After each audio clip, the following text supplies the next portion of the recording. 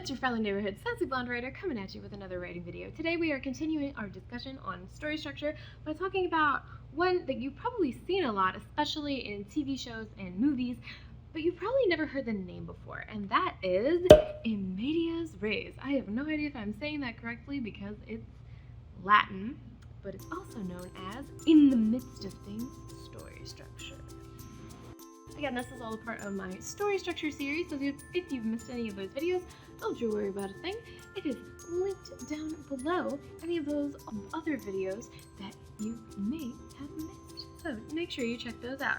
So before we dive on in, let's just do a quick little recap of the different elements of a story. Following elements in common. You have the scene setting incident, character growth, plot twist or midpoint reverse, rising action or build up, climax or confrontation, falling action, resolution. That would be the ending. Now that we've recapped on the different elements of story, this is probably the most unconventional of the story structures that we're going to talk about because of the way it unfolds. Now you probably guessed from the title, in the midst of things, that the way the story starts is in the middle of the story and then you kind of work backwards a little bit. This is one of my favorite types of story structures because I'm a sucker for unconventional narrative, and this is honestly a lot more common than you would think.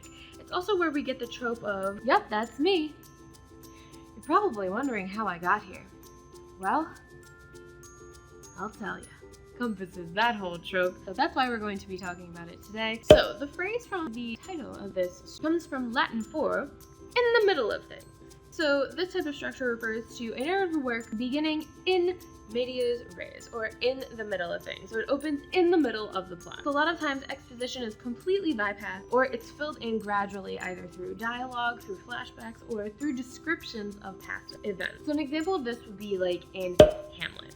Right, because Hamlet begins after the death of Hamlet's father. The characters often make references to the king's death without the plot actually establishing it as a fact, or even really talking about it. Since the play is about Hamlet and his revenge more than the actual motivation for his revenge, Shakespeare uses in medias res to bypass all that superfluous exposition. It's more interesting to watch Hamlet go crazy trying to get revenge without really knowing why, if that makes any sense.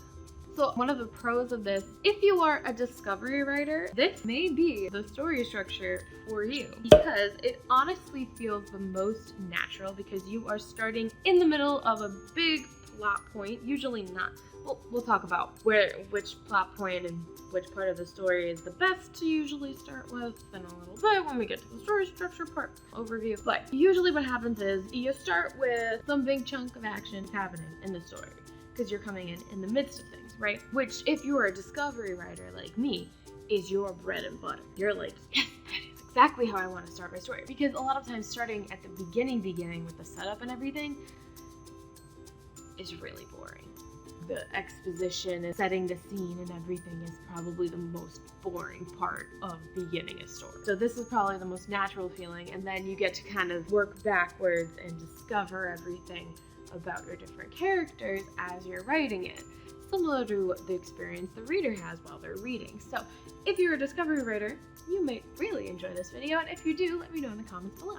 So again, one of the pros of this, even if you're not a discovery writer / pantser, is you're not wasting 2 or 3 pages on backstory or setting or descriptions or anything like that. It can all be layered in as the story progresses, which also makes it really, really nice to avoid info dumping because you're just kind of layering in things as it comes up. Oh, that's always nice as well.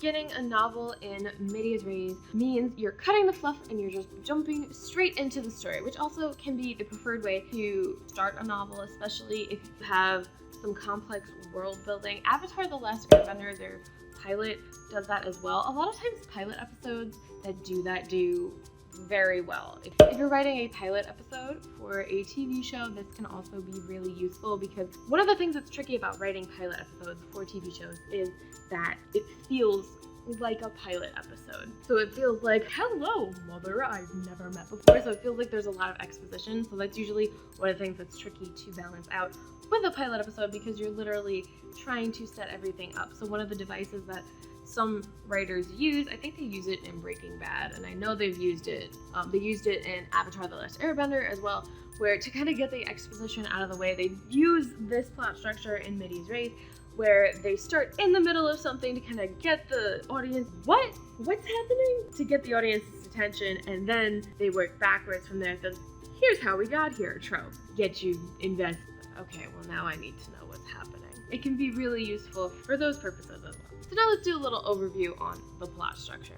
Alright, so now let's talk about Midi's Race story structure. So, like I said before, it starts off with the hook. Now, usually, the hook is a plot point from later in the story that you kind of give a preview to in the beginning. Now, usually in any type of story, regardless of the medium it is, it's usually plot point 1. The reason for this is because you want to pick something that's far enough into the story that there's a lot of action and intrigue for your audience to wonder what led up to this point. So that's why it's not the inciting incident, because chronologically speaking, the inciting incident happens way too soon in the story for there to really be a lot of build up to that point. Imagine the Hunger Games if they started with the reaping and Katniss shouts, "I volunteer as tribute," and then you do a flashback to the beginning for context, which is only like 2 hours, 20 minutes earlier? So like, that's boring. But, so if you start with the inciting incident, that's too early in the story to start as your hook, right? For this type of story structure.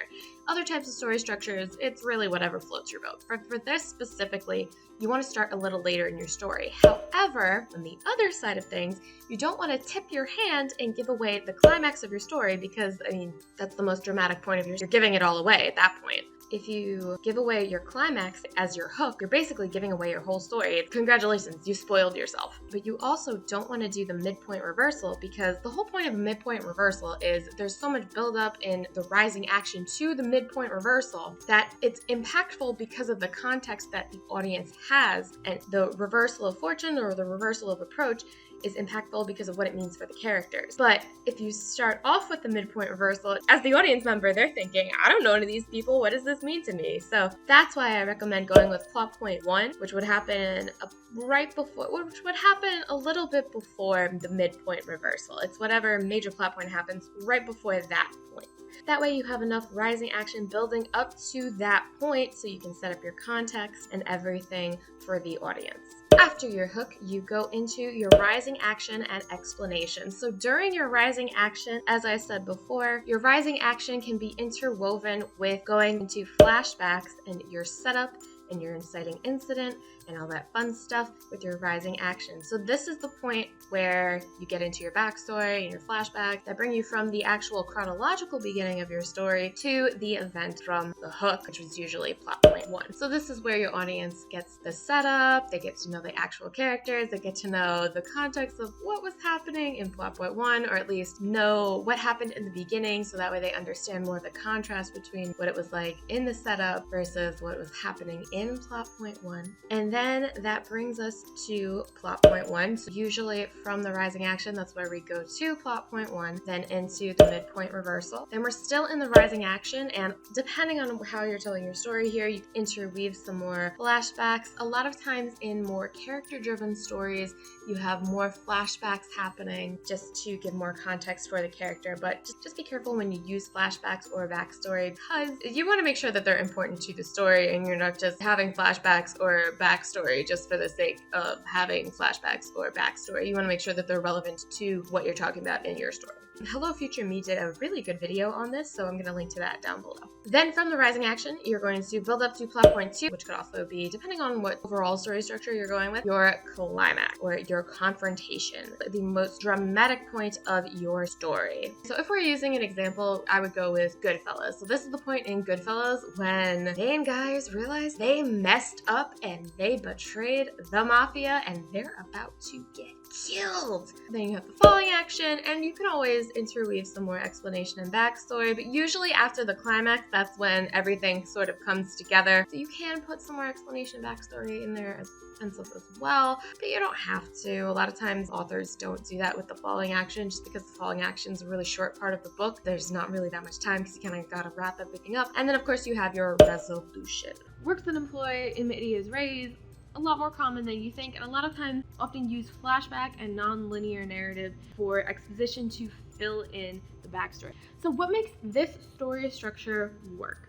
It's all about the hook. Remember, the hook is just a device that you, as the author, are going to use to get your reader interested when you start your novel. But nobody said that it had to start at the chronological beginning of the story, right? Big brain time. So how do you figure out if this is the story structure to use for your story? The way you figure that out is which part of your story feels like it would draw the reader in the most. I recently went through this type of question with my current manuscript. I tried to write a regular beginning where I set everything up. I tried to write, after trying to write this type of story structure, because I felt like I was supposed to start chronologically with the beginning, but this type of story structure in medias res is the best way for me to write this story. So it's all about, what is your character going through? Do they need to work backwards? Ask yourself, what is the hook for your novel? Where do you think the hook comes in? Do you have a hook at the chronological beginning of your novel? Or do you think you're better off telling your story a little bit out of order, starting in the midst of things? Because remember, your story is like a piece of pie. It's all about how you slice it. I guess with this type of story structure, it's like one of those fancy pies where you change around. Is it open-faced pie? You change around where the crust is a little bit. I don't know. My metaphor is kind of getting away from me. Maybe I should go eat lunch or something. That's all I got for you today, folks. I hope you enjoyed this video. If you enjoyed it, please make sure you give a thumbs up. And don't forget to subscribe. I post new videos on Wednesdays. And of course, happy writing!